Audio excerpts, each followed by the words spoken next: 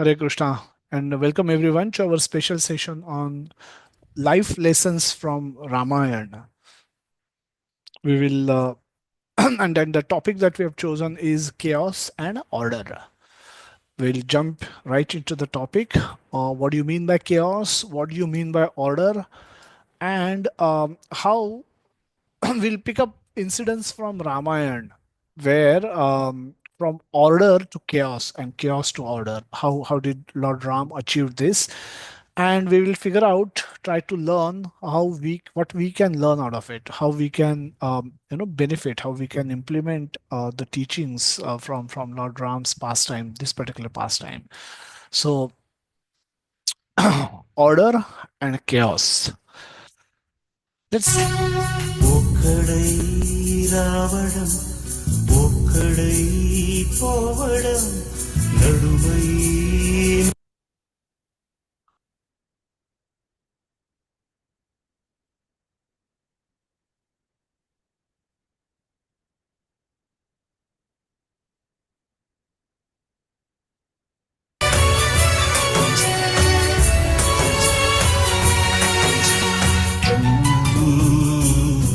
ఆ నలుగురు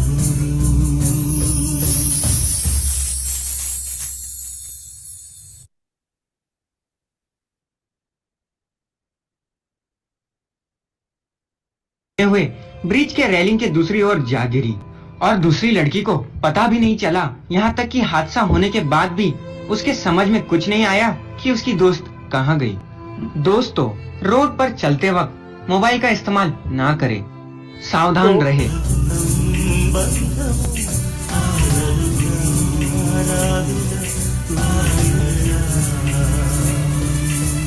మరణమనేది ఖాయమని మిగిలెను కీర్తి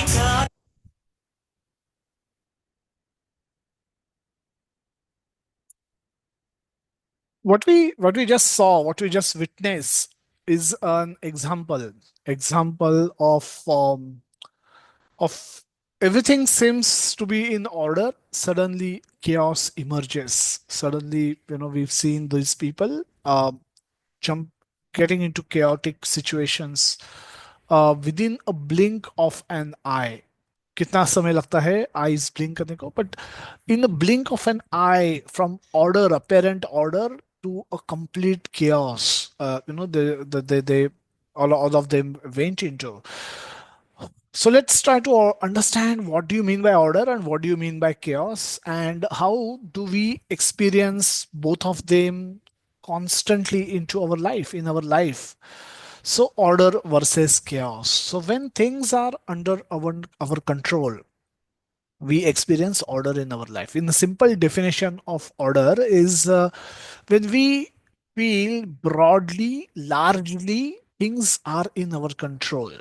I'm going to wake up tomorrow morning at so and so time. I have set the alarm. Alarm is going to ring.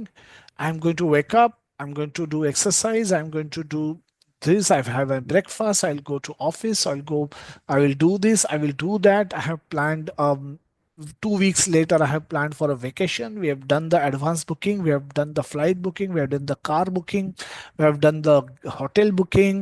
Everything itinerary has been chalked out. So what I'm saying is, when we generally behave as if the world is in our control, everything is in our control, everything is planned, everything is happening according to our plan, and then we say that the life is in our order, this is life in order, that everything seems to be in our control, and we, whatever we want, we are able to get things done, we are able to execute as per our desire, whatever our desires are.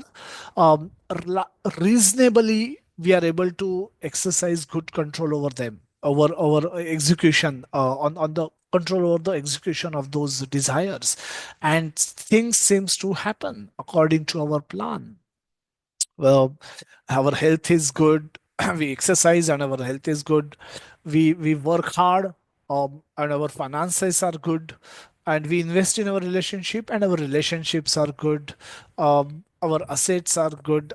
Everything seems great, and that is order in our life. However, not always things are like this. Sometimes we experience that things are getting out of our control, and we experience chaos in our life. We experience chaos in our life. Uh, Multiple reasons could be there why things are seems to be going out of our control, but in general all of us would have experienced both these aspects. The some days we feel, just type yes if you have had experience of, you understand what I'm asking or what I'm explaining, that sometimes you feel that everything seems to be great, everything is completely in your control, and there are some days when nothing seems to be in our control. And the alarm clock doesn't go on, doesn't ring, alarm doesn't ring. Even if alarm rings, you sleep, you want to sleep more, or for some reason everything seems to be going wrong in our day. So if you have had such experience, just type yes in the in the chat box. So those who joined just now, what we have seen from beginning is that sometimes how life take us from order to chaos, and then now we are trying to understand what is order and what is chaos. Order means things are in our control, chaos means things are out of our control. And as we say that, sometimes we experience order in our life when we feel that everything is happening according to my wish, my desire. And sometimes we seems to experience chaos in our life where nothing seems to be working according to our desire. Everything is as if the whole world is against us, whatever we want to do. And it could be good also, not that we are trying to rob a bank and the world is trying to stop us from doing that, but we may try to do something genuinely good and the world seems to go against us completely. So chaos in our life. And as I can see from a lot of answers, most of you have said that you have had experiences of both. This is, however, this is also true that it's our constant endeavor. Our constant endeavor is to create order in our life, no matter how chaotic situations may become. All we want all our endeavors, all our efforts are to create order in our life. We brush teeth from childhood, whatever your oldest memory you may have, as your childhood, you've been told to brush the teeth. Why? Because when you grow up, you will not have toothache, you will not have problems with dental related problems. So we go to school. Why? Because we want to have life in order. We want to study well, so that we acquire some knowledge, we acquire some skills, and using those that knowledge, skill, ability, we are able to, we are able to, in future when we grow up, we want to earn some money, we want to do job, do business, and earn some money, and live a nice comfortable life. So we don't want a life where every morning we wonder from where our next meal is going to come from. Every night we don't want to wonder where, which room, under which tree I'm going to sleep tonight. That is chaotic, and we don't want. All our efforts are to create order in our life to the best of our ability. Some may have order in a one bed, one room kitchen. Some may have good, some may create order in two-bedroom kitchen and three-bedroom kitchen. Some can be in a bungalow. Whatever is our, whatever time, place, circumstance permit us, whatever our capacity is, according to that we are trying to always, we are always busy in creating order in our life.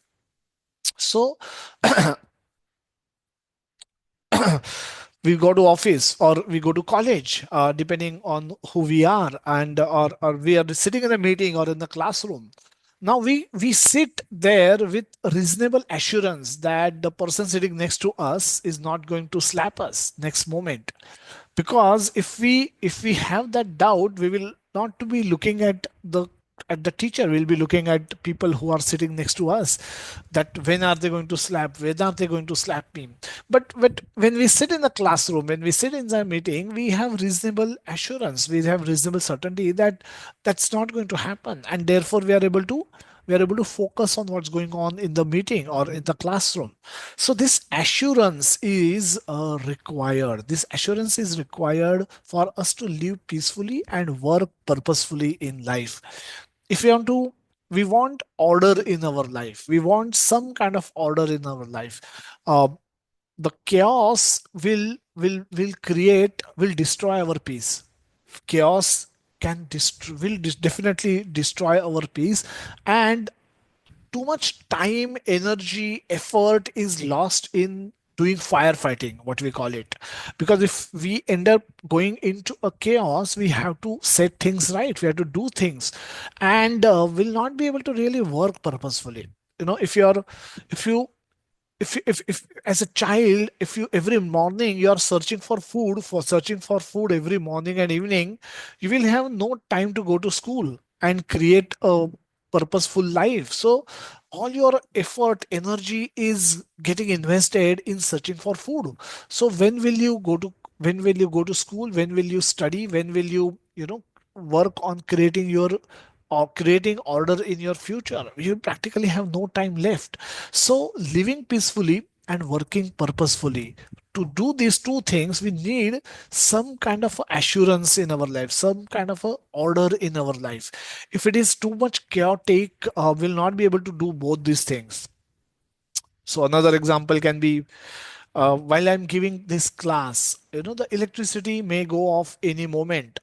My internet may get switched off any moment. And precisely for that reason, I'm also logged in from my phone. But that possibility exists. In city like Mumbai, the probability might be low, but the possibility exists. I cannot deny that. And if I but and thinking too much about that remote possibility occurring, happening in today right now, will not allow me to concentrate on the class which I'm giving. And if you also become too much obsessed with when my lights will go off, when I will lose electricity, when my internet will go off, you will also not be able to concentrate on listening to what I'm speaking. So for both of us to function properly, I to speak properly and you all to listen carefully, both of us need to temporarily forget that this possibility of electricity going off or internet getting switched off is not going to happen, at least from now till 1 p.m. So with that understanding only, we are able to focus on our respective task. My task is to speak, your task is to listen attentively. So so this is how we like to function in the world, that we understand that the chaos can happen, but we want to create order as much as we can, and function as if it's not going to happen, the chaos will not happen. And that way, we with that assurance, with that certainty, we are able to we are able to be peaceful and work purposefully in our life. However, life is not as rosy as we may want to be. Order is desirable. However, world often forces chaos upon us, and chaos can be delivered to us by kleshas. Janma Mrityu Jara Vyadhi is one type of klesha, and apart from that, there is Adi Atmik klesha, which means miseries caused by one's own mind. There are Adi Bhautik kleshas, which are miseries caused by people around us, and then finally there are Adi Daivik kleshas, which means miseries caused by demigods. So we may try to create order in life, but if you think deeply, you all of us are trying to create order in our life. There's no denial of that, and we want to set things right for ourselves, for our children, for our family, and for our in company, wherever business, wherever we are working, for our customers, for our corporate. We want things to be in order all the time. However, order is not always what we want. For example, if a child wants to learn how to walk. When child is learning how to walk, child falls down at times and injure himself. The same child grow up a little bit, now wants to ride a bicycle. While learning bicycle, he or she may fall a couple of times here and there and may injure oneself. However, well, so a child is perfectly all right in crawling and sleeping. Child which by crawling child is able to move from place one to place A to place B. From a home, in our home, child is able to go in all directions, in all the rooms by crawling. But it is not that crawling that what we want child to do all the time. So child, we force child to, so from child's point of view, child is in order, perfectly order. Child can crawl wherever he or she wants. But now the parents force him to try and walk. And while walking is a scary experience, because child has never stood on his own, and then is trying to stand and trying to not only stand but walk also, and may fall down few times before actually pick up walking and running. Same case happens with the cycling. The child is okay in, child can walk, child can run, and but we want child to also learn to cycle. And while cycling, it's another chaos. From order, we put child into a chaos, because that's a chaotic situation for us, for from child's point of view, because child is happy walking and running here and there now, but you make him sit or make her sit on the bicycle and try to pedal their way, and in the process they fall down sometime here, sometime there, injure themselves. We give them necessary medical facility, but keep we persist with our effort for child to learn cycling, and child eventually learns cycling. So order is always desirable, but that is not always what we want. We need some adventure, we need some excitement also. We need, in order to learn, we need to go out of our comfort zone most of the time, and without that no learning can happen. So too much order can be boring. Safest place in the world is our home, but we like to go out and explore. We go for trekking, we go for mountaineering, we go for uh, kayaking, we go for boating, we go for many adventure activities. Now we go for long drives, and so on so forth. So why we go there, why we ourselves put our life from order to chaos? Because it gives us some taste for excitement, taste for adventure, and that is also what we want sometimes. So at times too much order can be boring, and then hence we also want adventure. So we all love ourselves, consider ourselves to be the most important, but someone makes our own video of our own day, and they shoot our video for whole day, and then next day they make us watch our own video. No matter how much we love each ourselves, it will be boring and predictable. We'll not want to do it for another day. It's so we want, sometimes we choose chaos over order. We choose chaos over order in order to get some excitement out of it. From this, we will jump into an incident from Ramayana, where Dashrath Maharaj is considering Lord Ram is back from Gurukul, for Vashishta Muni ke Gurukul se Bhagwan has Lord Ram has come back. He is Sarva Guna Sampanna. That is the word used for Lord Ram. He is the perfect amongst humans. He's a perfect human being, and such are the qualities of Lord Ram. Such is the beauty of Lord Ram that is described, and such are his most wonderful qualities that Lord Ram possessed. And he was dear not only to his mothers, his father, his amongst the brothers, but and not only to the people, those who were living inside the palace in Ayodhya, but to everyone. At such a small age, he was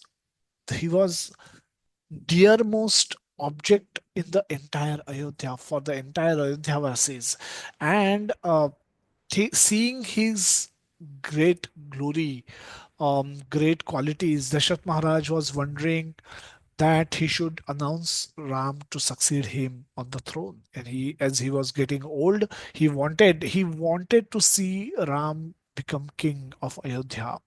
And in order to to fast track this process, he consulted with his courtman, and then everyone agreed that this we are dying to see Lord Ram become our king. When will that day come when Ramachandra will become king of Ayodhya? We are just waiting for that day. But how can we tell you? And it's very nice that you have asked us, but this is what our request is. Please make Ramachandra king of Ayodhya. And seeing a favorable opinion from everyone, Dashath Maharaj becomes very happy. And he consulted Vashishta about what should be the day on which we should coronate Ram. And he says, next day is the best day. And then everything ball say he Dashath Maharaj set the ball rolling. He gave instructions to his mantri to begin preparation, great preparation, big preparation should happen in the Ayodhya, so that everyone should know Lord Ram is becoming king of Ayodhya. And everyone was so much delighted. The messengers were sent in all directions. They were informing the citizens about the decision by Dashath Maharaj to make Lord Ram king on the next very day. And seeing this, everyone was delighted. Everyone was so happy. There were celebrations all over Ayodhya to celebrate this event that's going to happen tomorrow. And then, um, in the midst of all this great celebration, great preparations for the big day to come tomorrow, Manthara, who was a dasi of Kaikai, she came to know. She started inquiring what's happening around, and somebody told her that you don't know. Dashath Maharaj made an announcement, and he's going to coronate Lord Ramachandra tomorrow morning to be the next king of Ayodhya. Have you not heard this? Now, um, Manthara, uh, Manthara developed irsha and jealousy, anger, and insecurity. Her own insecurity, jealousy, and anger um, triggered Manthara to go to Kaikai, um, and she's going to speak with Kaikai now in the next scene. But she's come with Kaikai. She's from the Kaikai Desh, and as part of the marriage ritual, she was sent along with Kaikai to come to Ayodhya, and she was residing. She was serving Kaikai in the palace. Now, with this news, Manthara entered Kaikai's palace, and Kaikai was sitting on a beautiful bed, beautifully decorated. She was the youngest amongst all the queens. She was considered to be the most favorite queen of Maharaj Dashrath. So, um, so Manthara spoke with Kaikai that about the announcement, and she said, have you not heard? Everything is you're sitting here so peacefully and happily, but you don't know what's happening outside, it seems. Then she and Kaikai inquired, no, tell me, Manthara, what's happening? I don't what is it that I'm missing? What information I don't know? And then Manthara informed that I heard that Ramachandra is going to become king or getting coronated as next king, and by Dashrath Maharaj tomorrow morning. Have you not heard this? And hearing this news, Kaikeyi becomes so happy that she removed a necklace, valuable necklace from her neck and handed it over to Manthara, saying that thank you so much for giving me such a wonderful news. For me, Ramachandra and Bharat, who is my son, but both of them are equal, and I'm very happy. It's befitting that Ramachandra is becoming king. He is the elder and the most qualified person on this planet to become king of Ayodhya. I can't see even one fault in him. So, what to speak of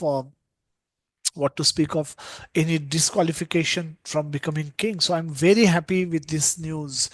And but Manthara had a purpose with which she came, and then she started talking to Kaikeyi that, you fool, do you not see how the disaster is going to come upon you? And then she started explaining that how, if Ramachandra becomes king, Kausalya will become Maharani, Pattarani, and you will become her maid servant. Similarly, Bharat will become Ram's servant, and that way, both of you, from the position of power, position of control, you will become, because the servants don't have independent, servers have no desire, a servant does not have desire, servant has no independence of their own, and you will lose all of that. No, what you see, what to speak of just making Bharat servant, he may kill Bharat, he may get Bharat killed, so that in future nobody can dare challenge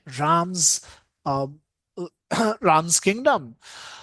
And hearing this, more and more, she allowed Manthara to enter into her mind and then capture her entire mind. Kaikeyi allowed Manthara to enter her mind in a small way, eventually allowed her to capture her entire mind, and she started wondering that, oh, that may happen. What if that happens? Then what am I going to do? And then she asked Manthara, if that really happens, that's scary. What do I do now in this situation? Now you've opened my eyes, Manthara, and what can I do now? Well, please guide me. So not only Kaikai, Kaikai in that association not only became dependent on Manthara for advice now, not only even got degraded in her own consciousness in association of Manthara, but now became dependent on Manthara for advice. And now Manthara is ready with answers. He says that this is the time you should go to Maharaj Dashrath and ask for the two boons that he has promised you. So while when you protected him in a war by driving a chariot, he agreed that he will give you two wounds, and this is the time to ask for those. So Kaikei prepared herself, wear a very sad looking dress, open her hairs, and went into the Kopa Graha. Kopa Graha is where you go when you are in a Kopa, when you are angry, when you are upset. And that is the place where she went and she sat on the floor. So on another, outside the palace, outside her room, her particular room, everyone is jubilant, everyone is very happy, everyone is very happy because Ram is going to become king, everyone is preparing for the next big day celebration. But in this palace, Kaikai is sad. Kaikai is pretending to be sad. Kaikai is acting like she is extremely disappointed and extremely upset, sad with this whole turnout of event. Maharaj Dashrath comes to the palace and see Kaikai lying on the floor with all her hairs open, no jewelry, very sad looking face, as if she has cried for a long, long time. And he suddenly become worried, and he comes and inquire. Um, Held under the powerful sway of passion and bound by infallible promise, the king, like deer stepping into the snare, made ready to accord to the two boons of his queen. Kaikeyi forced Maharaj Dashrath to agree that he will not decline, he will not deny the boons that she wants. And Maharaj Dasharath से that Suryavansh का राजा हूं मैं, ऐसा नहीं कि मैं कोई फालतू आदमी हूं, but I will definitely not go on my word, go back on my words. Why you are so worried, why you are so skeptical about the whole thing? What is it in your mind? Please tell me, Kaikai. And then Kaikai continues, and then with after getting that assurance from Maharaj Dashrath, she speak her boons, what she wants. She says, "For my first boon, let my son Bharata be installed as the prince in the Rama's place, and for the second, let Rama be exiled to the forest and remain there for 14 years." So exile in modern world, it is called tadipar. If you are not considered to be a fit person to live in a society, you are sent outside that geographical territory. And so it's a worst kind of punishment that one can think of. You can she can also say that let Bharat become king and then Ram remain in the kingdom next, live here wherever he wants. That is okay. Bharat, Dashrath Maharaj could have agreed to that, but sending Ram on exile for in the forest, remain there for 14 years, that was too much of an ask from Bharat, Dashrath Maharaj. Kaikeyi warned Dashrath that be true to your promise, O King of Kings, and cover both yourself and your race with everlasting glory. अगर आपने ये promise break किया, वो you go back on your words, then आपका कुल का जो प्रतिष्ठा है उसका भी विनाश होगा, और आपके पर्सनल प्रतिष्ठा है उसका भी विनाश होगा, आपकी जो कीर्ति है उसका विनाश होगा. For some times, Dashrath gazed at his wife in utter disbelief. He was seized by an agonizing anxiety when he heard her cruel utterance. He's wondering, surely this could not be happening. Am I dreaming? Is this a dream? He had had something experienced in former life suddenly returned as a vivid hallucination. Maybe he was simply losing his sanity. How could Kaikei have made such a request? She has always shown such a deep affection for Ram. How can she demand something like this? Maharaj Dashrath, it is said in the Ramayana that Maharaj Dashrath fainted just by he just couldn't tolerate the moment of anxiety and distress, and he fainted. This is a mechanism. हमारे घर पे switch होता है, electricity power supply आती है, and fuse होता है. A fuse, when there is a lot of voltage fluctuation, we say fuse melts and then the electricity temporarily goes off. Fuse melts and electricity temporarily goes off. Now this is not a problem but actually a solution. This is not a problem but actually a solution. Why? Because of this electricity voltage fluctuations, we may have equipment, costly electrical equipments in our home, they may get damaged.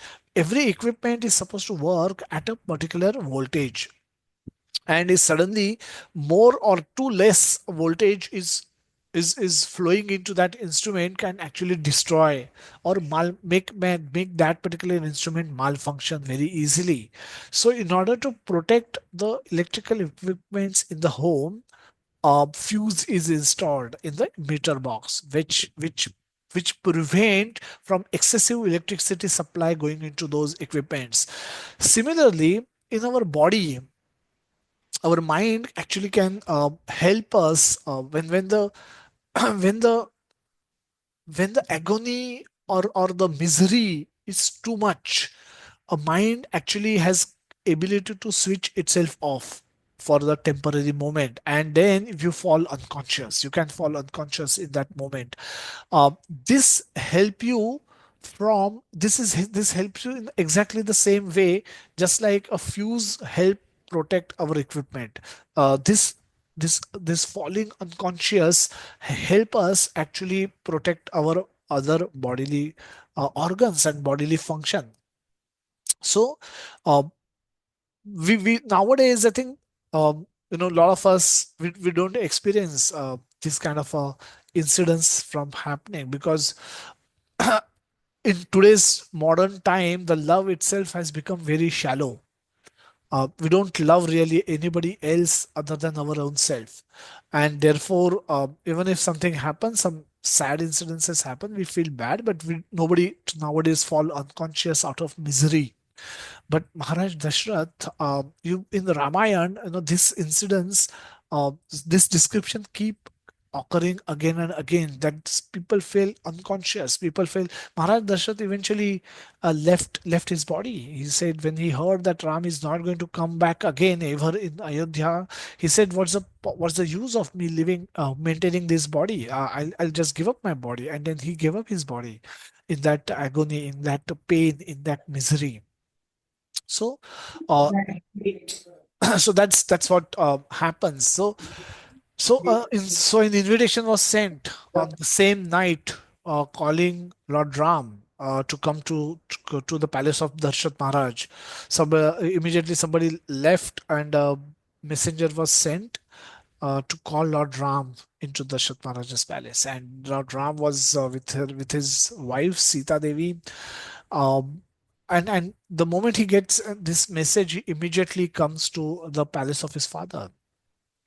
As he entered the rooms, Ram saw afflicted king seated with Kaikai on the golden couch. He bowed at his father's feet and laid himself low before Kaikai, his mind fully composed. Dashrath Maharaj appeared dejected and distressed, his face streaked with tears. He sat burning with agony and repeatedly sighing, appearing like the eclipsed sun, or like a holy Brahman who has told a lie. Seeing this was a standard of Brahmanas at that time, that the Brahman would never tell a lie, and if he at all tell a lie, this could become his. He can feel and experience so much misery and distress. He can actually fall unconscious, and he can die. Nowadays, we don't have such brahmanas who can claim to die just by speaking a lie. They will lie left, right, center. So that was the brahmanical standard that we had. Further, going further, seeing his son standing before him with modest demeanor and folded palms, the monarch said only Ram and could not say another word, being overcame by grief. Looking into Ram's apprehensive eyes, Kaikai said, "If you will undertake to do whatever the king may ask, be it good or bad for you, then I shall explain everything. I shall speak out the king's promise only as long as it shall not fail because of you. But the king himself will not in any event tell you." Sir महाराज बोलने की स्थिति में नहीं है. He will not be able to speak. I will speak on his behalf, and he will obviously concur, he will agree, but I will speak only if you agree to obey whatever your father desires. If you have capacity to do that, then you speak out and I will speak. Otherwise, and Lord Ram is distressed to hear the doubt that is expressed by Kaikeyi about he being able to keep his word, and he just by the thought of that itself, Ram is distressed. And he says, within the hearing within the hearing of the emperor, he replied to her, "Alas, how shameful it is that I should hear words expressing doubt about my devotion to my father. You should never think this, O glorious lady. At my father's command, I would this very moment leap into blazing fire, swallow a deadly poison, or plunge into the depths of ocean. Therefore, tell me, my dear mother, what is on your mind. By my avowed word, I shall without doubt do whatever is desired by the king. Now that Ram now now that Ram's word is always truth. It is well known. Kaikai starts speaking. It is well known that how I once saved king's life, and how as a result he granted me couple of boons. Against those boons, I solicited today a promise from king to fulfill my desire. I wish for Bharat to be installed in your place and for you to go to forest, remaining there for 14 years. A descendant of emperors, prove true to your words and that of your father. Indeed, rescue the king from the ignominy of impiety and leave without delay. Let Bharata be duly consecrated with all the paraphernalia arranged for you. While he remains here to rule this wide and prosperous earth, you shall remain for 14 years in some distant forest, wearing matted locks and barks of trees. This is how Kaikai concluded that conversation. We will come to what happens to Lord Ram a bit later, but let's grab a point of understanding power of association. A, a power of association by wrong association, how a good person can turn into an evil person. Association is not just physical proximity. Association is not just physical proximity. A mosquito sitting on your shoulder is not associating with you. Association means something bigger, something more. It means transfer of desires, values, likes, dislikes, pleasures, and attachments between exchange of all of these means association. When you associate with someone, you are exchanging desires, you are exchanging values. What values for me? What is my what values for me? What can I stand for? Is truthfulness is my value or not? Being untruthful is okay with me. uh, what kind of a desires I have, what kind of a value system that I wish to follow, and when that is exchanged between the two people, that is taking association of that person. What am I liking, what am I dislikes. American person may come to India and he may not know anything about cricket, but here he may come and see that the whole India is crazy about this cricket, this sport called cricket, and then by association he may also start taking interest in what's happening, who is playing whom, and who is scoring, who is not scoring, etc. And then he slowly develop some knowledge and eventually also develop interest in cricket. So American person who originally had no knowledge of cricket, that any such game exists at all, is suddenly now start following IPL or World Cup and start keeping track of who is performing, who is not performing, and has his own favorite player, his favorite batsman, his favorite team, etc. So what has happened is this is association. By association, he has taken a value, a like, a dislike from someone else. Could be his immediate boss, could be his immediate employee. By whatever, wherever he has taken this association from, uh, there's a transfer of like and dislike which has happened. But similarly, Indians go abroad, they may become interested in learning baseball. In India, nobody knows anything about baseball, but suddenly you may go and stay there for a few years. You will eventually start following the who's which team is playing whom and who is a great player, who is a not so good player, etc. So this is a transfer of desire. Originally, Indians had no knowledge about baseball. Who play, which clubs are there, they know nothing. But eventually, by association, they develop that liking. So two people sitting in a train are not talking with each other. They may sit in a train and but they're not even talking to each other. In Mumbai local especially, a lot of people are sitting next to each other, and when their respective station comes, they get up and get out. That is not association. There's just physical proximity. Too much of physical proximity, especially in Mumbai locals, but it's not association. You're not associating with any one of those people who might be trying to enter inside your body in a very um, heavy rush kind of a morning that we may experience in Mumbai. but that's not association. There's a great close physical proximity but no association. However, the two people sitting next to each other start talking with each other, that one may ask that, well, the train may start from Boreli going towards Churchgate. One may say that, one may start asking each other, where are you going, and one may inform that I'm going to wish to go to, say, Worli. And then the person sitting next to, and then the person may ask, then how do you plan to go? I said, I'll go to Churchgate. From there I will take a cab, I will take a taxi. But then the person sitting next, he may advise, no need to do that, don't go up till Churchgate, get down at Dadar and take a cab, and you will reach faster.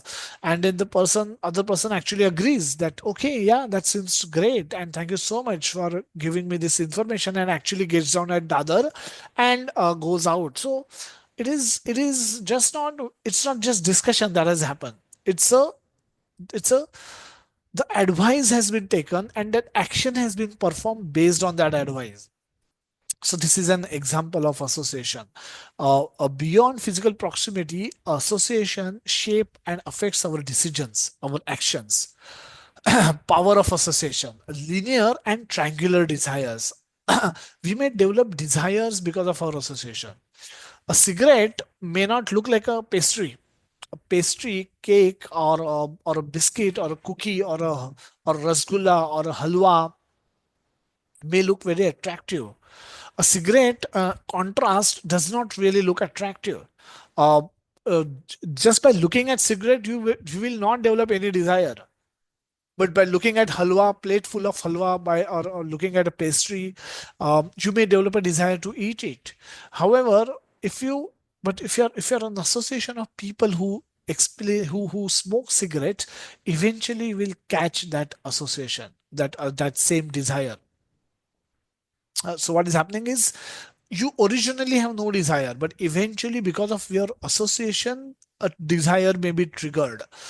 In the particular ad, if a man is projected smoking, standing next to a good looking woman looking admiringly at him, uh, if you appreciate this picture, you will start developing a desire to have a smoke and similarly impress another lady.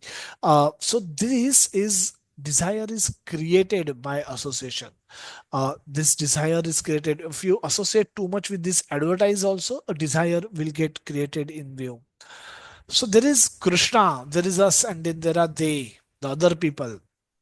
As long as everything is reciprocal, we are trying to develop our relationship with Krishna, other people are trying to develop their relationship with Krishna, and in the process other people may try to develop their relationship with us. This is perfect situation. This is a perfect best case scenario, where both of us, this they can be our spouse, this they can be our father, our mother, our brother, sister, our children, this can be our boss, this can be our neighbor, this can be our best friend, chaddi buddy, whoever that person may be. If both of us, we and they, if both of us are trying to cultivate our relationship with Krishna, and then in the process both are performing sadhana bhakti, both are trying to develop, read Bhagavad Gita, both are trying to attain Bhagavatam, both are trying to visit temple often, both goes on yatra regularly, both take prasad, they don't take otherwise other food, they don't go to parties, they don't go and drink alcohol, they don't do meat eating, they protect themselves from four regulative principles. So if they are doing all of that, then developing relationship between them becomes easier because they have a lot of commonalities. However, if they have other interest which is predominant, and the interest with Krishna is missing, and we are trying to become Krishna conscious, we are trying to read Bhagavad Gita, we are trying to do japa, and they are trying to develop relationship with Maya. They want to know, want to watch all the latest movies, watch everything that is getting released in social media, watch everything that's happening all around the world about in the world of sports, what want to know everything about politics. They want to enjoy sensually, and there could be 100 other ways and means in which they've got trapped in Maya. So that, so much so that their attention from Krishna is missing completely. Now in this situation, no, we are trying to become Krishna conscious, and they are trying to become Maya conscious. They are surrendering to Maya while we are surrendering to Krishna. In this situation, relationship between us and they will be fragile, will remain fragile. So the association, if we take too much association of they, eventually Krishna will be replaced by Maya. Over here we will also have Maya as our object of object of desire, instead of Krishna being object of desire. Similarly, they, if they associate too much with us, they will convert, they will, make Maya disappear slowly, one after another. Eventually they will come to Krishna. So it is dependent on who is taking association, who is giving association. We will, when we go and distribute Bhagavad Gita on the streets, we are giving association, we are not taking association, we are not admiring. In the previous picture, if you admire this picture, this, the way this girl is looking at this man, if you admire it too much, you will definitely develop a desire to smoke and throw smoke on the face of that girl, so that another girl, some other girl, may look at you in the same admirable way. However, so wherever, whatever we admire, whatever we value, whatever we are attracted to, can, we are either, whatever we are attracted to, that is the association giver, and the other person becomes the association taker. So if this person, they're driving fast cars, they're watching, wearing all fancy clothes, they're attending parties, and going to foreign destinations for holidays, and they they wear all fancy clothes, hear all loud music, and talk very nicely about all of these topics, stock market, politics, talk very authoritatively on all of these topics, and know everything and anything, seems to be knowing everything and anything. And if us here, who knows Bhagavad Gita, who know Bhagavatam, who know who Krishna is, who know our relationship with Krishna, suddenly gets develop an attraction towards these people, whatever, for what they know in this area, we will lose interest in Krishna. We are now, in this case, unfortunately, we are taking their association. Instead of giving them association, we are taking their association. All of these things will remain here. Krishna consciousness will go to your next birth. For that, you need to be convinced that you will going to have next birth. These people, if they want to be attached to these things, they want to develop a lot of interest in these things, they have to forget that they are going to take birth. They have to forget that law of karma exists. They have to forget that Krishna exists. When they forget Krishna exists, then they can only focus on Maya, because then only Maya exists.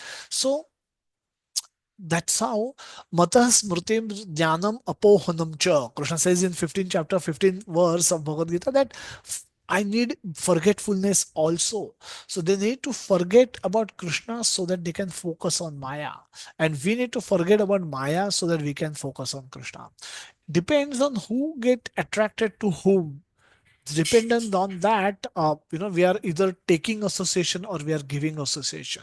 And we are functioning, while we are functioning in the society, we should make sure that we are not taking association, we are giving association. We should take association from only our seniors, from only fellow devotees, and our seniors and our acharyas and Lord Krishna himself. But otherwise we should be giving association. At times, in our family setup, we may not even be able to do that, because they may not like us telling them, but what to do in the spiritual life. But just by our conduct we are giving association. Just by we experiencing happiness all the time, we are giving association to them, because they will not experience happiness all the time, no matter how much they possess in life. They will not be peaceful. We will be peaceful just by learning Bhagavad Gita. We will be peaceful, we will be happy. Now, just by demonstrating our peacefulness and happiness, we are giving association, because people are watching us. People are watching how you can remain happy and peaceful in all situations. What is your secret? जैसे कि weight loss कोई करके आता है तो सब जाके पूछते हैं क्या हो गया, क्या कैसे, क्या हमको भी बताओ. Similarly, these two qualities cannot be hidden. A devotee will be truthful, a devotee will be honest, devotee will be sincere, devotee will be helpful, devotee will be compassionate, devotee will have all the great qualities manifested in him, because they are loving Krishna, they are loving everyone else. So everyone else will take notice of that, and then they will come and inquire. So if without preaching also one is preaching, just by following sincerely Krishna consciousness one is actually preaching, and people will take note of it and come to us asking for our secret. That time we can share the details of Krishna consciousness. However, if the opposite happens, then we may be taking association, and that can help, that can actually lead to the destruction of our bhakti. But Dashath Maharaj is wondering, ये कैसे हो गया? How did it all happen? Everything was so great, and suddenly, how everything has completely turned, 180 degree. Upside down हो गया है सब कुछ, ये कैसे हो गया? And then he is thinking that without doubt a person receives the result of his own actions, good और bad. O gracious queen, the king said, he who act without consideration of the result, both immediate and long term, is surely a fool. A person eating meat is acting like a fool, because he's not considering the result of immediate as well as long term reactions. So therefore, immediately his health is going to get deteriorated as you eat meat. Meat is no, you're not meant, body is not meant to eat and digest meat. And long term, it's going to give you karmic reactions, because you're causing death of an animal. You have no right to kill animal just for food. Your food is annad bhavati bhutani parjanyat anna sambhava. Bhagavad Gita explains what is your food. What is our food? What is our food is that gets cultivated with rain. Parjanya. Parjanyad anna sambhavaha. And patram pushpam phalam toyam. Krishna again repeats this instruction that I only want these things. So don't go into wrong side. Don't go into the wrong way. So but Dashath Maharaj is insisting that one should always think about immediate as well as long-term effects of our actions. A long time ago, he's explaining, as a youth and before we were married, I went to the forest to hunt. I had acquired great skills at bowmanship and could easily hit even an invisible target with its sound alone. Little did I know that this skill of mine, of which I was so proud, would yield such a disastrous result. क्या हो गया? श्रावण बाल की कथा आती है, श्रावण की कथा आती है इसमें. And Maharaj is explaining, it was it was it was the rainy season, and the rivers were swollen. Going out at midnight, at night on my chariot, I made my way to the Sharayu. I waited there in the darkness by the river bank for a buffalo or an elephant to come. Soon I heard the sound of gurgling at a point nearby, although I could not see what caused this sound. Thinking the sound to be that of an animal drinking water, I took out an arrow and released it. From the quarter where I shot my snake like arrow, there came a loud wail of some forest dweller. In distinct and pain filled tone, I heard the following cry.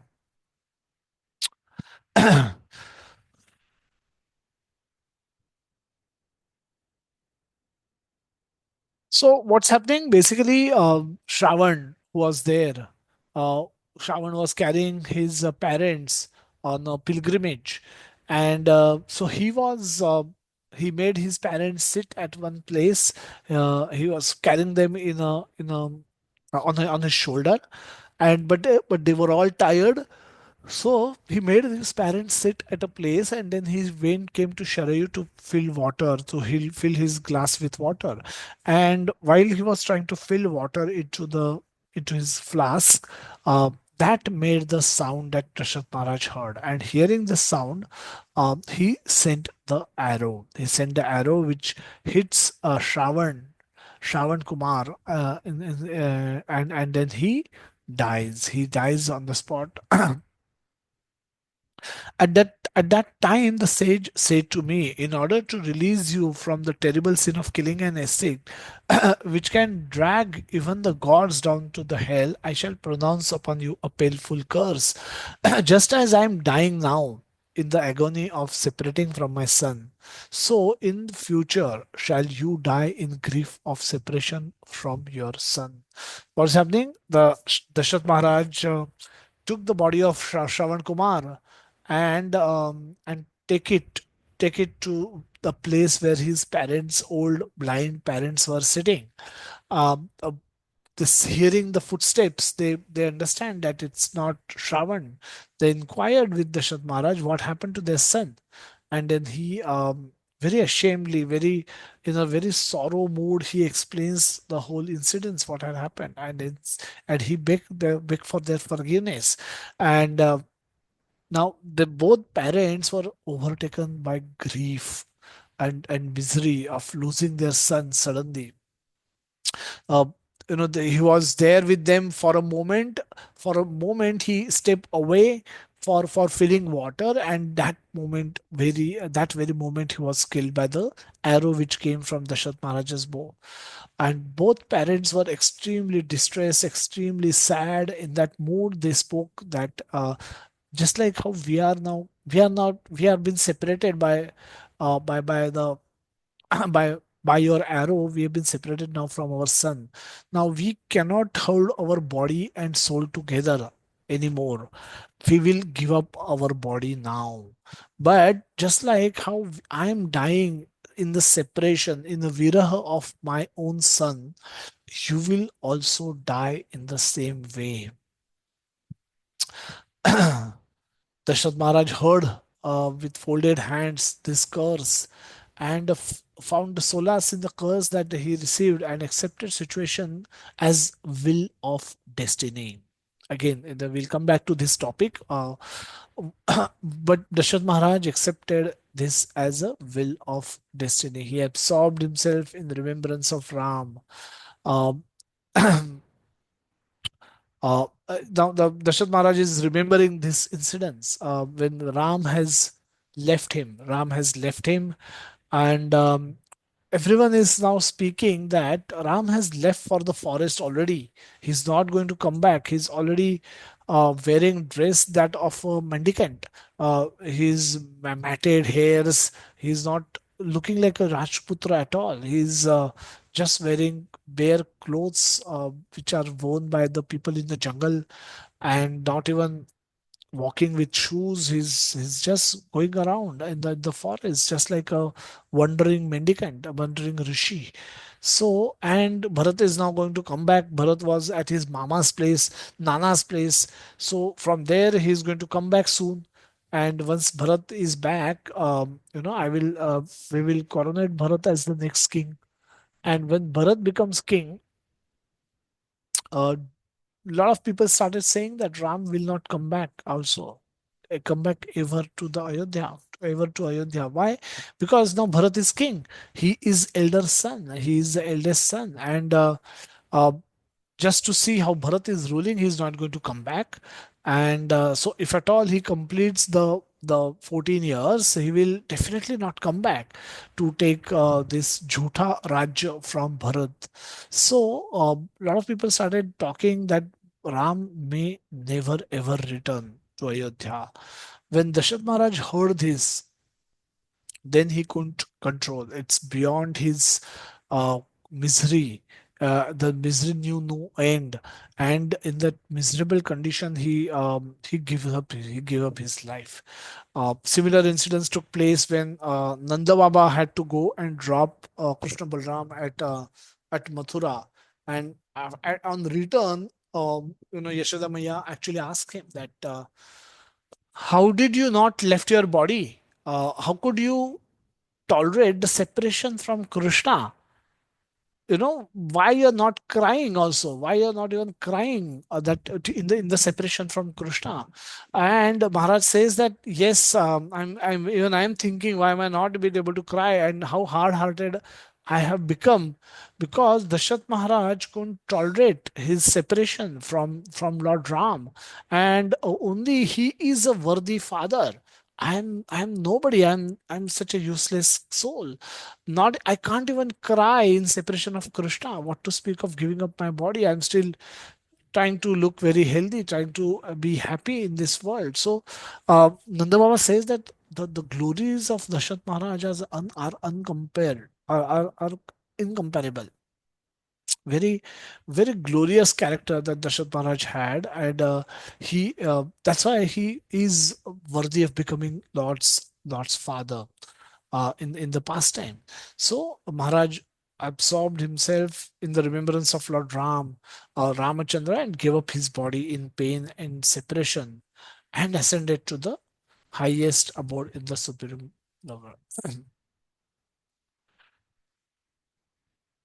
Will of destiny, Daivavad. And Daivavad means thinking.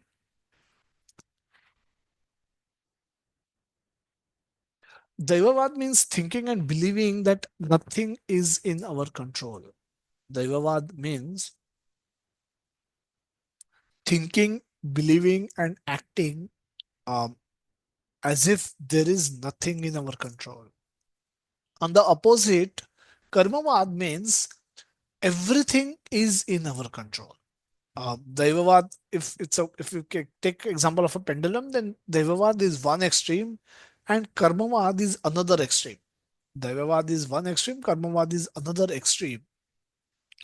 Uh, Karmavad thinks that everything is in our control by our actions, by our desires, by our actions, by our effort. Impossible is nothing. Impossible is nothing. If we are not getting something, maybe we are not trying properly. Maybe we are not trying properly. So that is what Karmavad believes. Whereas Devavad believes there is nothing in our control. No matter whatever you do, you will only going to get what you are going to get. So you should not probably do much. Ram will analyze this pastime now of what happened in the whole incidents. When Ram was everything was in order in Ayodhya. In Ayodhya, everything was in order. Dashrath didn't force his decision on his kingdom. He consulted with everyone, and everyone, not without exception, advised him that Ram should be made the next king. So Dashath Maharaj ensured that there is no opposition to his decision of making of Ramachandra the next king. He also and the whole kingdom is extremely delighted with the news of Ramachandra becoming king. They are very happy. There's no opposition from the brothers also. There's no opposition amongst all the matas also. So everywhere there is order. Everywhere there is order. And suddenly there is a chaos that comes into the play.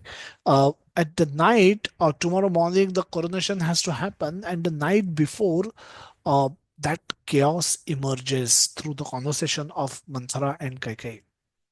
Not only emerges, it changed the course of actions for tomorrow, which was otherwise looked to be in order. But suddenly, tomorrow, instead of getting coronated, Lord Ram was sent to forest with matted hairs and with bare feet. He was not even he was not even allowed to take a chariot. He was not even allowed to take a horse. So that was chaos. If you think of yourself sitting in a big home today and suddenly you're thrown out of that home tomorrow morning, it will lead to chaotic situation.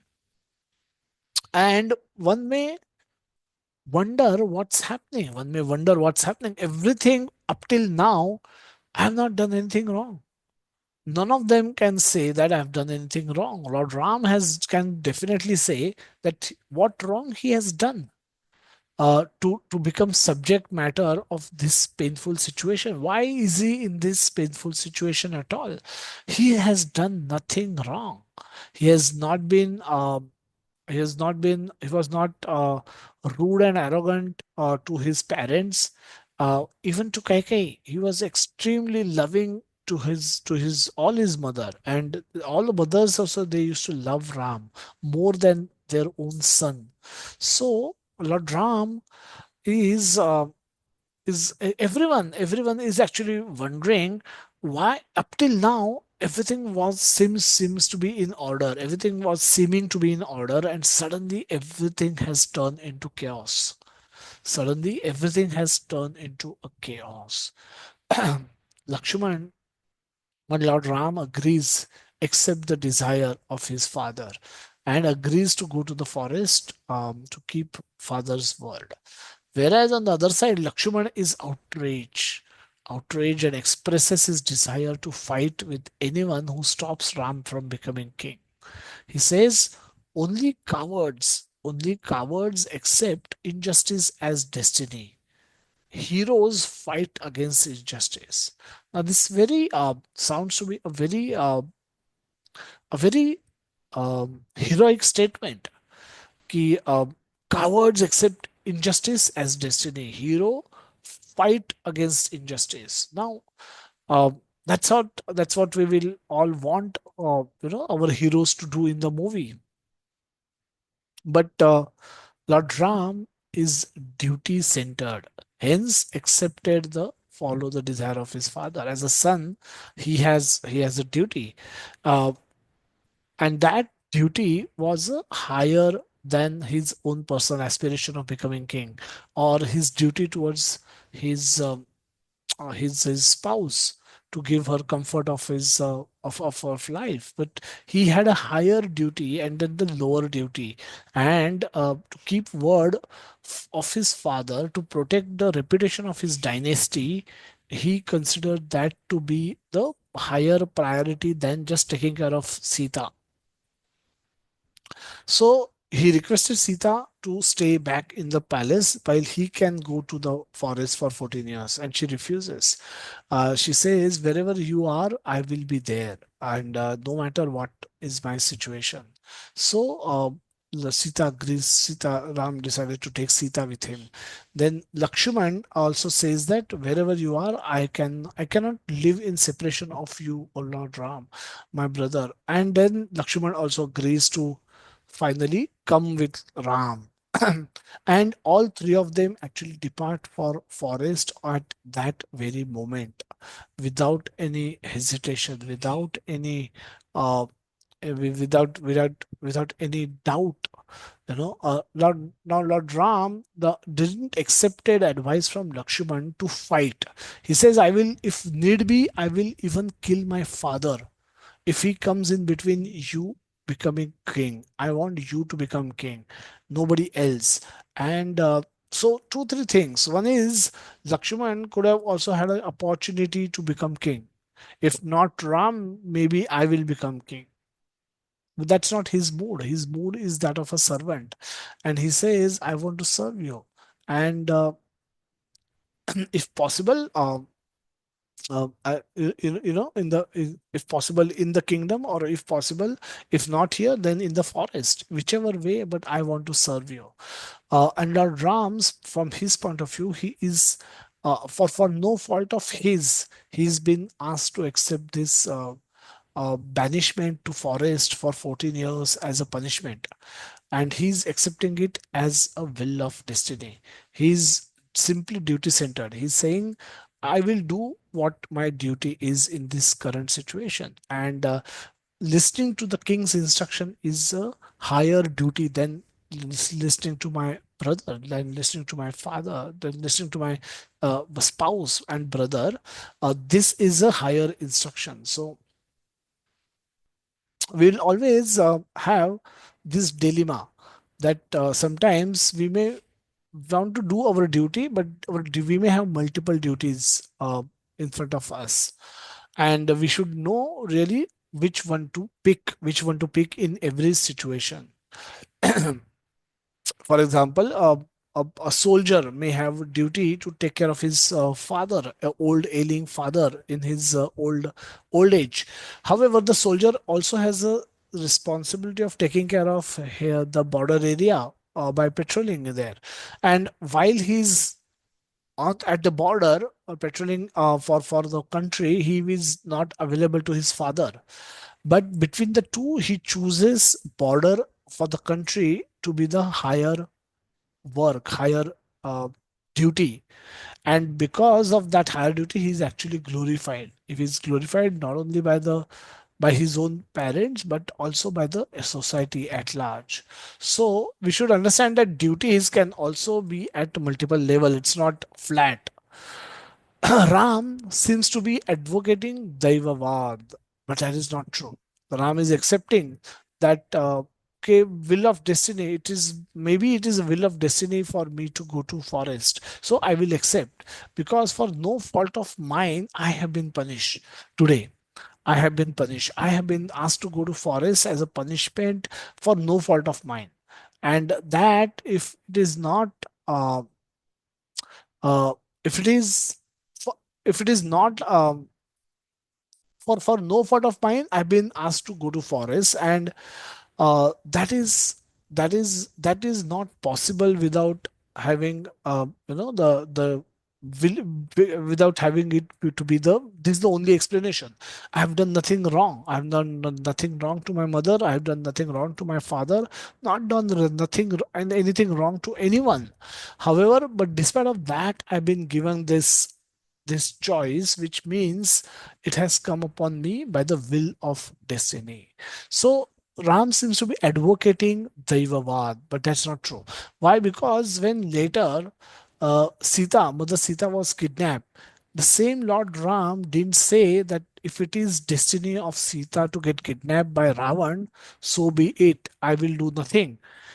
That time he didn't say that. He actually collected his army and he went to Lanka and fought a huge war with Ravana and win back his wife.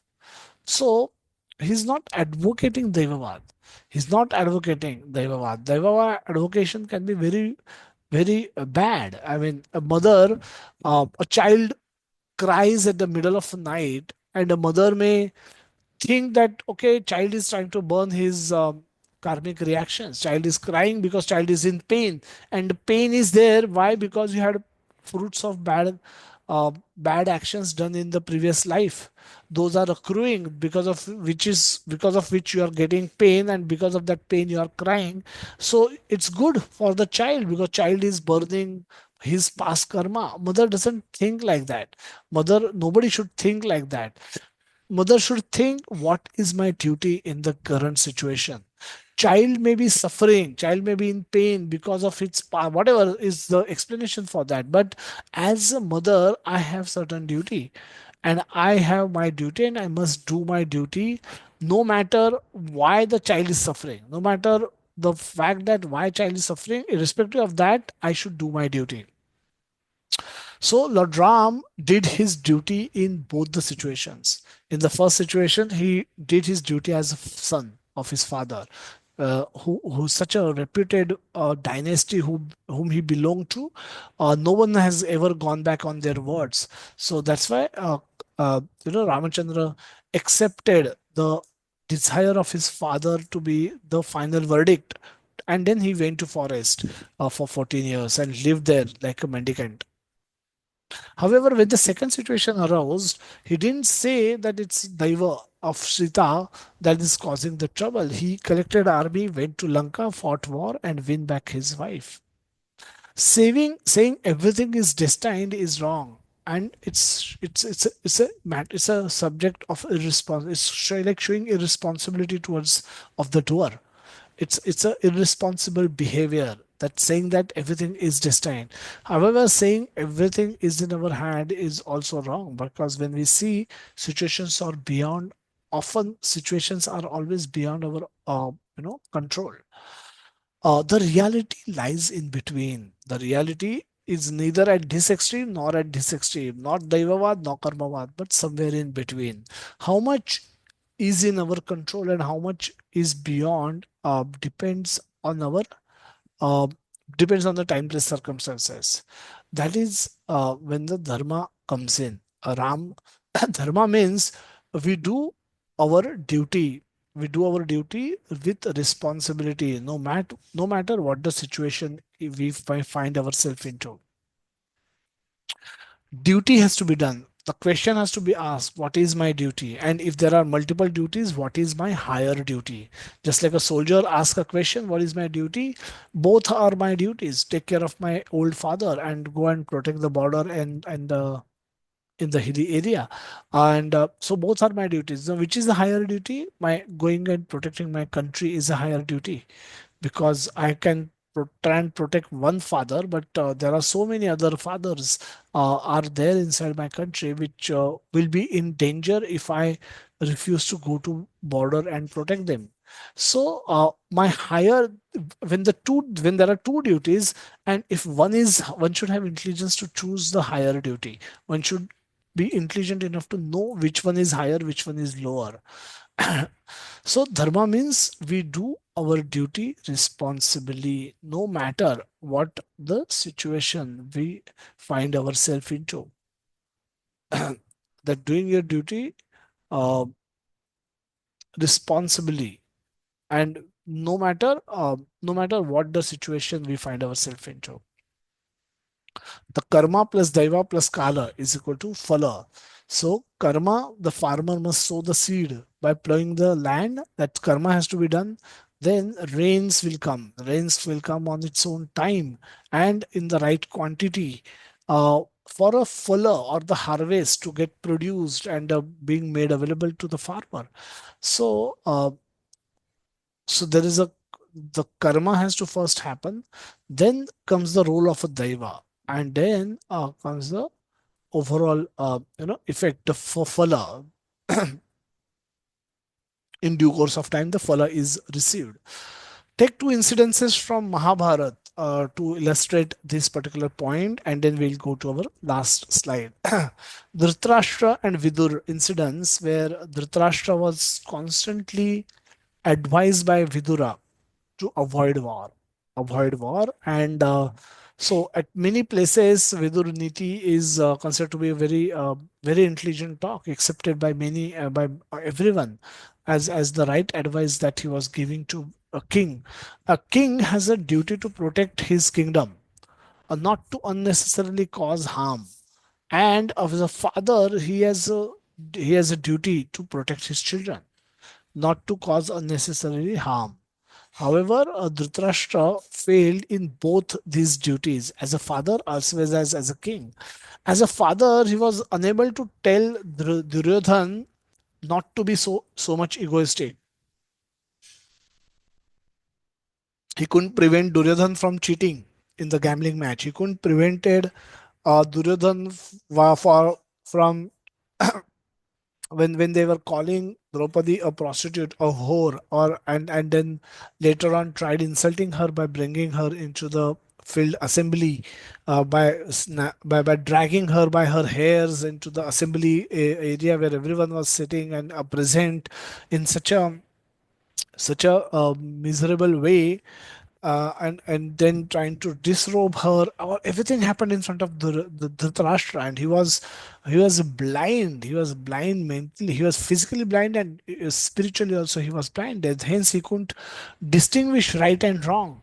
And he's saying he kept permitting everything to happen. Right from childhood, Duryodhan had tried killing Pandavas on various occasions, and Dhritarashtra was aware of all those incidences, but didn't couldn't have courage, didn't had courage to question Duryodhan on the same. So Duryodhan kept getting his strength from all his previous action. Uh, Also, Dhritarashtra as a king could have prevented the war. When Lord Krishna personally came as a Shantidut, he requested Dhritarashtra, he spoke to Dhritarashtra. He said, "You give me 5 villages and I will ask Pandavas to be satisfied. They don't need Indraprastha." Indraprastha was their rightful kingdom, which was overtaken by Kauravas at the time of gambling match. But later they refused to give that kingdom back. And then the Lord, as a Dhritarashtra as a king, could have easily agreed to the settlement that take these 5 villages, avoid war. So many people could have saved their life, but that was not to happen. So Dhritarashtra even then refused to act like a king and give those 5 villages and purchase peace, purchase avoid war. That he couldn't do. And then the war took place, and War 2 took place, and then Vidur goes to Dhritarashtra saying that, do you know all your sons might get killed? The whole of your dynasty might get destroyed in the war. Why you want war at every cost? And Dhritarashtra is again refusing to act like a king as well as a father, saying that if it is the destiny of my sons to get killed at the hand of Pandavas, who am I to stop them? अगर ये destiny है कि destruction होगा, तो मैं छोटा सा tiny soul, what can I do? if it has to happen, it will happen. So Vidur said in a very harsh voice that destiny determines the result of our action, not actions ourselves. Destiny determines the result of our action, not the actions themselves. So do your duty as a father and as a king. Do your duty as a father or as a king. Don't blame it on destiny. You will not be able to shift the blame to the destiny. So destiny argument has to be used in appropriate time, place, circumstances. It's not always useful, and it's not always to be ignored also. Second incidence when we may take where destiny was given as a justification by Bhishma Dev. When Bhishma was dying, about to leave his body was lying uh, on the bed of arrows. And Yudhishthir Maharaj felt very miserable after the conclusion of the war, that so many people had to die for me to become king. And if we just fought this war over a small piece of land, and which could have been avoided, I'm be responsible for that. And he refuses to accept the kingdom, saying that he don't want to become king at the cost of so many lives. So later we we go through the whole conversation that how Krishna tries to convince him. Then ultimately he sends him to Bhishma Dev, who then gave him Upadesh. And as the end of it, Yudhishthira agrees to accept the kingdom. But in this discourse, Bhishma Dev actually tell Yudhishthira that you are all good. However, you had to experience bad because that was the will of the destiny. That was the will of the destiny. So this is where Bhishma Dev apparently see no fault on part of Yudhishthir in his actions performed in the current life. However, he being subjected to so many reversals in life, so many situations of distress in life, could only have been possible because of the will of the destiny. Lord Ramachandra had done nothing wrong to anybody, to Kaikai or to Dashrath Maharaj or to anyone per se. However, if he had to go to forest for live there for 14 years as a tadipar, he that must have been the will of the destiny. So, so in the previous example, if a farmer may think that nothing is in my control. So the rain may not come, the seed may not germinate, and so why take trouble in sowing the seed? That is not allowed. That is not allowed. You should do your action and then depend on the destiny. Then the destiny's role will come. But not doing action is not a choice. So farmer in this case, if he refuses to sow the seed at all, and thinking that the rain will not come, or the seed itself will not grow, he is failing in his part, and that one should never do. So if a farmer thinks everything is in his control, even that is wrong. Because we may have a situation of farmer doing everything that he was supposed to do, but rain does not come, no harvest will come. So farmer neither has to think that everything is in his control, nor he has to think that nothing is in his control. And he simply has to do what is in his control and then depend on destiny. So we must do what is in our control first, as part of duty, as a matter of duty in every timeless circumstances, and then we should depend on destiny for the result of the outcome. Both karmavad and daivavad can be spiritualized. Both of them can be spiritualized. This is the discussion in the material level that we can do, but both of them can be spiritualized by simply acting in Krishna consciousness.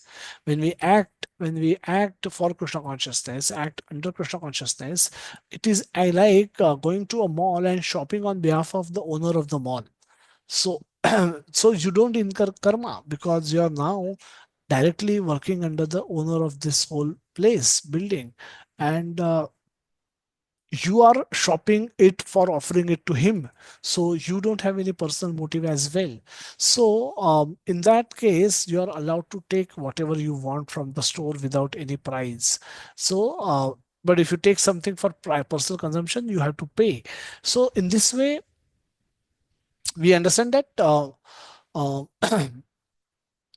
that both Dayavad and Karmavad can be spiritualized. If we work for Krishna on behalf of Krishna, none of our actions will give us results. And in that case, uh, whatever our actions are, the outcome is going to be the responsibility of Krishna. And if it is good, we give credit to Krishna. If it is bad, we take credit for the mistakes that we have made, and we try correcting it. But either case we accept it as will of Krishna. We accept, we mitigate, we do what best we can do, and when we tolerate. So Prabhupada also at the beginning of his preaching, he had no success. For 70 years he lived in India without even one disciple. He was a sannyasi, he had no disciple at all. And but the moment he went to America, he again struggled for one full year. And it's only in 1966 onwards uh, where the devotees, where there's some senior boys and girls emerged out of nowhere, and then they helped the movement grow to what it is become today. So so doing our action, doing our duty, doing our duty on behalf of karma, on behalf of Krishna, that can help us spiritualize whatever our actions are. And if whatever is our best or our worst situation, we should depend on Krishna for the result. Dependent fully on Krishna, that knowing that He will give us whatever we deserve in every situation. This is acting in devotion without worrying about either daiva or karma or both. So just like Prabhupada, if we can act in Krishna consciousness, uh, if we act in Krishna consciousness, we can become free from the concept of both daiva and karma. We can then completely under the influence of Krishna, under the control of Krishna, and then Krishna will give us whatever we deserve, and so that we can progress in Krishna consciousness. We can come closer to Krishna by every action. For that, we'll have to depend on Krishna for everything. For that, we'll have to uh, give up our own independence and become completely surrendered to Krishna and act in that Krishna consciousness all the time. We have opportunity for surrendering to Krishna comes twice a day, every day plus weekend classes. But every day we meet for japa. Every day we meet for book reading. In the morning, japa timings are 4:45 to 7:30. In evening, the Bhagavatam and Bhagavad Gita reading timings are 8:30 to 9. So we'll break for question and answer, if any, uh, before we wind up today's session on Ramayana.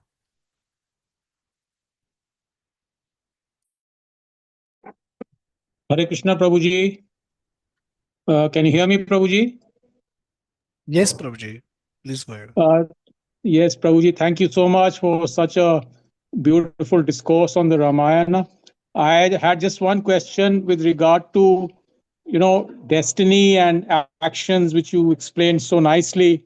So my question was, if suppose after repeated actions for some endeavor, you keep facing failure repeatedly, so, should then one conclude that this particular endeavor is not in my destiny and stop making repeated efforts towards that end and move on to something else? Or should you keep at it? So, if our endeavors are spiritual, uh, so first of all, let's bifurcate our endeavors between spiritual and material. Now, Prabhupada was trying to preach. He received instructions in the year when when he first met his Guru Maharaj in 1922, and from then continuously he had this a desire to preach, and but there was no opportunity to preach for him. So he always held his desire, and he was constantly trying to preach without any success. He continued like this, and ultimately he wrote Bhagavatam, he translated Bhagavatam, and then he accepted sannyas. He quit his home, he went to Vrindavan, translated Bhagavatam into English, published single-handedly everything by extremely working extremely hard. He did all of that, and he did all of that without actually any success. Maybe publication of Bhagavatam was the only lone success that he had in his entire endeavor up to the age of 70, and he didn't had one disciple. So all his effort to preach in India met with failures, and not for 1 year, 2 year, but till the age of he becoming 70-year old. And at that time, when he got a free ticket to US, Mrs. Srimati Morarji, finally sanctioned his request to, send him to America for with a return ticket on a container ship. He was delighted. He was delighted, saying that now probably I will be able to fulfill the desire of my Guru Maharaj. He didn't say that I failed for 70 years in India. What am I going to do? I'm a failure. I'm a loser. What am I going to do? I'm going to America. मैं India में जिनको भगवान पता है, if I can't preach to Indians, what am I going to go and do preach to Americans? What am I going to tell them? So he was not. So at many times uh, he was bewildered. He was confused as to what to do, how to preach, how to fulfill desire of my Guru Maharaj. But he was not discouraged. He was never discouraged. Now this is about the spiritual endeavors and spiritual actions. We may are trying to chant Hare Krishna Mahamantra, and we are not able to develop taste for chanting Hare Krishna Mahamantra. We are not able to develop taste for reading Bhagavad Gita and Srimad Bhagavatam. We are not able to, because of our schedule, we are not able to attain Mangalarti. We are not able to visit temple as often as we would like to. We are not able to go to yatras as much time as we would like to. Now, so there are failures at multiple attempt, multiple time we may plan to go, and multiple times our plans may get beaten down, and we are not able to go. So as long as our endeavors are spiritual, our desires are spiritual, we should keep trying till the last breath of our life. Now come to the material desires and the material endeavors. Material On the material side, we may have some the material desires, and we may have some very nice material desires that I may make my entire family Krishna conscious. I may want to give my Krishna consciousness, but I consider Krishna consciousness to be the priceless gift, and I want to give it to everyone, all my children, my spouse, my uncle, my aunties, my nana nani, dada dadis in my family, my neighbors in my building, everyone. I want to give them. I want to give them Bhagavad Gita. I want to tell them, please read, please, make your life purposeful, peaceful, happy, and no one is interested. No one is interested. Now this is also a spiritual endeavor, but we should also not get beaten down in this. But if our desires are material, if our desires are pious material desires, that I want to educate my children, I want to send them to US, and so that they can stand on their own feet, they realize their full potential. These are pious desires. They are not the spiritual desires, but they are pious desires. And the children is useless. Children is not studying properly. Children are not studying properly. Children are not concentrating. They are into the bad association, doing all kind of wrong activity, waste my money. Now what should I do?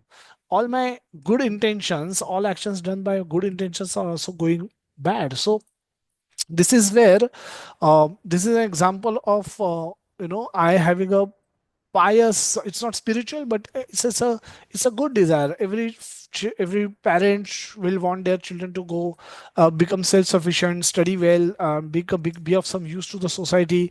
But sometimes children just don't do anything, and then we see that they're not studying properly, they're doing all kind of nonsense things. And not that you are doing it, they just get that association from somewhere else, and then they don't listen to you, they don't obey you, they don't want to live with you, they may part ways with you, and so on and so forth. And that can lead to a miserable kind of a situation for at our hand. So what would you do now? As in any material endeavor, we have to do what we can do to the best of our ability, as a matter of our duty. As a student, we should study, we should pick up what we can study nicely, what is our interest, what is our ability. Based on our skill, ability, talent, we should pick up a subject, we should become and we should try to study that as much with all the sincerity as we can. Whatever we may get, success, failure, will be the will of destiny. But we should try our best, we should try with all our sincerity. In the grahastha life, we should, as a son, as a family member, we should try to do our duty towards our parents and our elders, and our spouse and our children. But you know if they becoming good, bad, ugly is going to be the outcome of their destiny.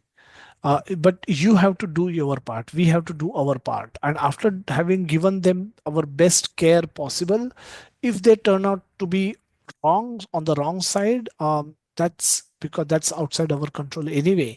So we have to do, when we act as a matter of duty, we may still act in affectionate way, but when we don't forget this subject matter of duty, we become little formal in our interactions, we become little detached in our from our subject. When they actually despite of our best effort, they don't become good as what we wanted to.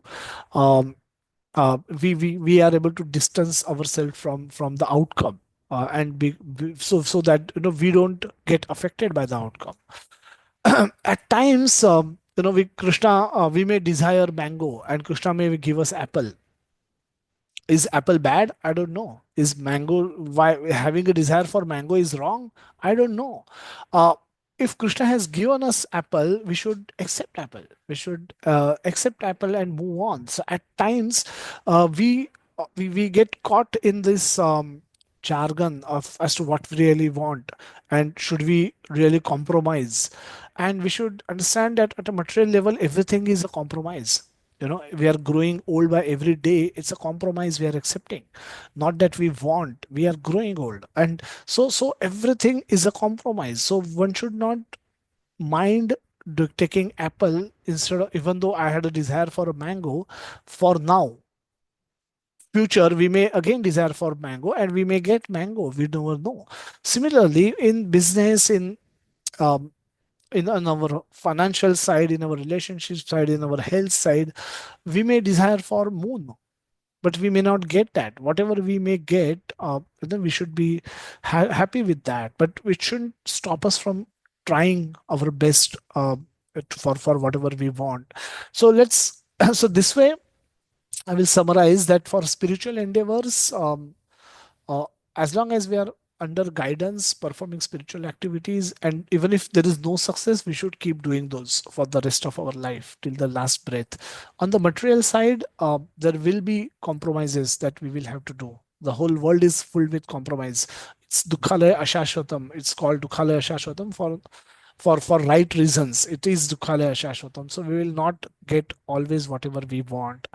Sometimes we may desire something, Krishna may give us something else, and we should just accept it as matter of as a will of Krishna. So that's how. And if we can do this under guidance of a devotee, it's always easier, because then they can, as a person attached to my own desire, I may not be able to distinguish whether should I make a compromise now, or should I accept, should I keep trying hard.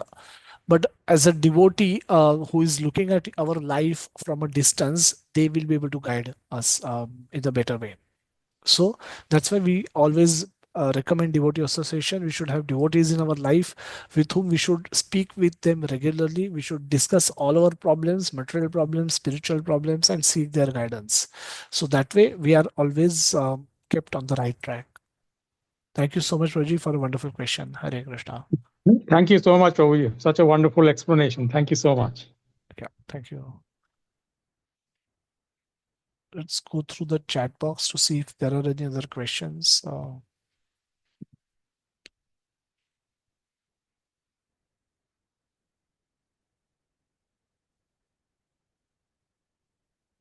Okay, so there are no other questions. So wish you all again a very happy Ram Navami. Try and visit. Hare Krishna, Prabhuji. Yes, Raji. I believe one question is there, Prabhuji, in this chat box. It came from Ravika Mataji. And we know our duty and destination, but we often struggle to decide what to do in the moment.